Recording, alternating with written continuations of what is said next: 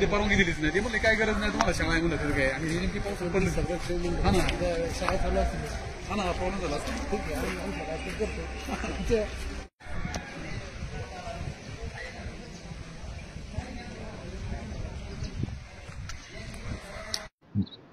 आपण आता जिल्हा परिषद शाळा खडकवाडी म्हणजे जो आंबेगाव तालुक्याचा पूर्व भाग आहे, लोणी धामणी बाजारपेठेजवळ जी खडकवाडी त्या जिल्हा परिषद शाळेत आहे. बघा ही सुंदर इमारत आहे, अगदी सुंदर सगळ्या पद्धतीने सजवलेली आहे. परंतु त्याच्या समोरच ही जिल्हा परिषदची जुनी इमारत आहे. ही इमारतचा काही भाग एक 8 दिवसापूर्वी कोसळलेला दिसतोय आणि काही रात्री संरक्षक भिंतीचा भाग कोसळलेला दिसतोय. आणि ह्या जे जिल्हा परिषद शाळा आहे तिथले विद्यार्थी लहान मुलं ही इथं खेळतात बागडतात. परंतु इथं रात्री ज्या बाजूने संरक्षक भिंत पडली तिथं मात्र कोणी नव्हतं. आणि ज्यावेळेस 8 दिवसापूर्वी ही घटना घडली, इथली इमारत कोसळली, त्यावेळेस तिथं कोणी नव्हतं. त्यामुळे सुदैवाने घटना टळलेली. परंतु ग्रामस्थांचं म्हणणं काय आहे का इमारती म्हणजे पाडण्याचा जो प्रस्ताव तो जिल्हा परिषदेला प्रलंबित आहे, अधिकारी यायला तयार नाही. नेमकं काय गौड बंगाल आहेत याबाबत समजून घेऊया. काय नाव तुमचं? शेखर सुकरे, शालेय व्यवस्थापन समिती उपाध्यक्ष. नेमकं काय इमारती बाबत? ही इमारत 1978 साली त्या ठिकाणी बांधलेली आहे. दगड मातीमध्ये त्याचं बांधकाम झालेलं आहे आणि पूर्णपणे ती इमारत जिन्नर झाली. आतापर्यंत 4 ते 5 वेळा बांधकाम विभागाला त्या ठिकाणी प्रस्ताव दिलेले आहेत, पण आता अजूनपर्यंत एक अधिकारी बांधकाम विभागाचा या ठिकाणी आलेला नाही. आमचं एवढंच गावकऱ्यांचं म्हणणं होतं की त्या ठिकाणी अधिकाऱ्यांनी येऊन पाहणी करावी. या ठिकाणी जाण्या येण्यासाठी मुलांना कॅम्प्युटरची लॅब आहे, उजून टॉयलेट बाथरूम आहे, त्यासाठी जाण्यासाठी मुलांना जावं लागतं. कधी ती इमारत कोसळू शकते. त्यासाठी आमचं एवढंच म्हणणं आहे की लवकरात लवकर जिल्हा परिषदनी बांधकाम विभागांनी इमारत पाडण्यासाठी परवानगी द्यावी. कागदपत्र पूर्तता केली? कागदपत्राची पूर्तता आतापर्यंत 4 ते 5 वेळा या ठिकाणी आपण शिक्षण विभाग असेल बांधकाम विभाग असेल दोन्ही क्षेत्रांना या ठिकाणी पूर्तता केलेली आहे. काय नाव तुमचं? वैभव सुकरे. काय पद आहे? शालेय व्यवस्थापन समितीचे अध्यक्ष. काय मत आहे तुमचं इमारतीबाबत? काही नाही, इमारतीचे आम्ही जे बांधकाम विभागाला हे केलेले पत्रक दिलेले आणि त्यांनी ती पाहणी करून पाडण्याची परवानगी द्यावी आम्हाला. मागणी नाही का? ठीक आहे. काय नाव तुमचं? गुलाब माजी अध्यक्ष आहे जिल्हा परिषद. तर ह्या शाळेचं म्हणजे मातीचं आणि दगड आणि मातीचं बांधकाम आहे आणि त्या संदर्भात काय झालं 8 दिवसापूर्वी याच्यावरती पाऊस झाल्यामुळे ते पडले आणि त्यातून जो आज सकाळी काय झालं त्या पलीकडली संरक्षण भिंत पण पावसाने पडलेली आहे. आणि काय झाले म्हणजे याच्यापासून काही ते अनर्थ न घडू म्हणून त्याला परवानगी द्यावी एवढीच विनंती आहे. म्हणजे इथं पोरं खेळतात आणि तातडीने परवानगी मिळणं गरजेचं. काय नाव तुमचं? नादाव सुकरे. काय मत आहे या इमारतीबाबत? काय इमारत बांधकाम झालेलं आहे ते सगळं कच्चं आहे आणि जुन्या काळी जे लाकूड वापरले ते लाकूड सागवानी नाही, ते असं रायवाळ लाकूड आहे. त्याला सगळ्याला कीड लागलेली आहे.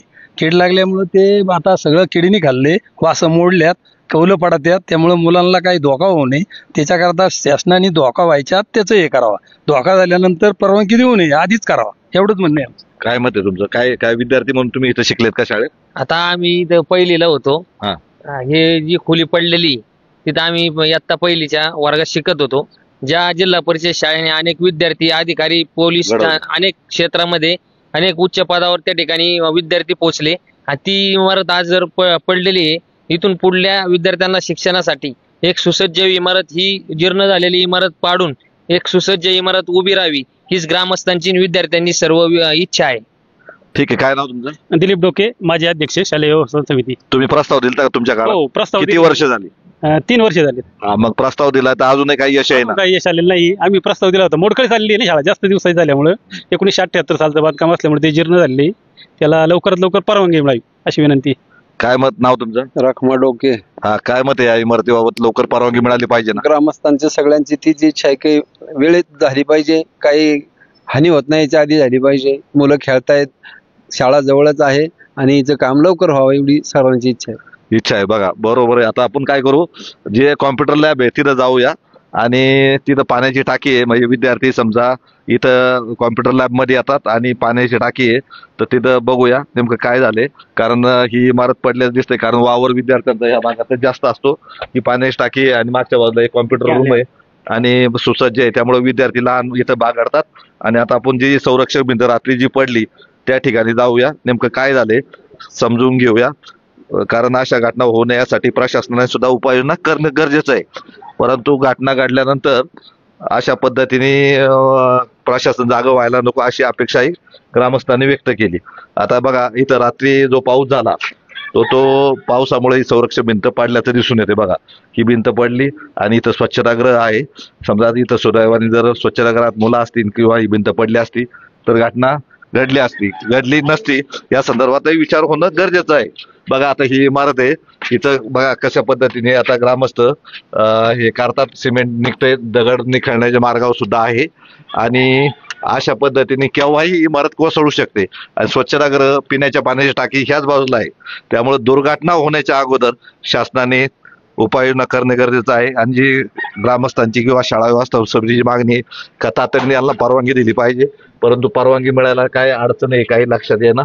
3-4 वर्ष झाले प्रयत्न करतात आणि दुर्घटना घडल्यानंतर शासन जर जागे होणार असेल तर बरोबर नाही. आंबेगाव वार्तासाठी संतोष वळसे पाटील, खडकवाडी, जिल्हा परिषद शाळा.